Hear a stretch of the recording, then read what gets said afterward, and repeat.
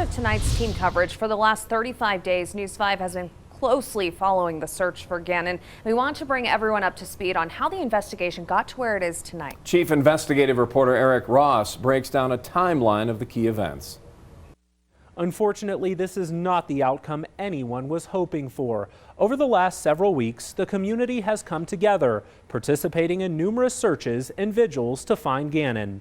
Let's go back to January 27th. That's the day Gannon was reported missing by his stepmom, Letecia Stauch, the woman investigators believe now murdered him. The El Paso County Sheriff's Office initially labeled Gannon as a runaway child.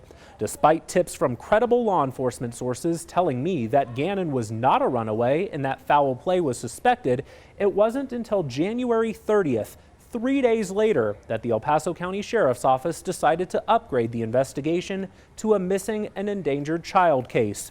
The next day, the El Paso County Sheriff's Office started asking for volunteers to help find Gannon. Then, on February 2nd, a break in the case. A neighbor turns over home surveillance video to sheriff's deputies, reportedly showing Gannon's stepmom leaving with Gannon, but not returning home with him. On February 3rd, our news cameras were outside the Stauch home as investigators searched for evidence. 2 days later, on the 5th of February, Gannon's dad and biological mom released an emotional video plea for information on Gannon's disappearance.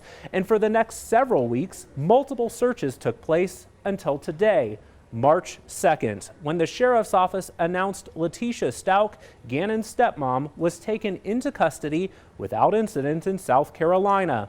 The affidavit, which contains details surrounding her arrest, is sealed from the public's view to protect the criminal case. Once it's unsealed, we'll be sure to make that available to you. Always watching out for you, Southern Colorado. Eric Ross, News 5.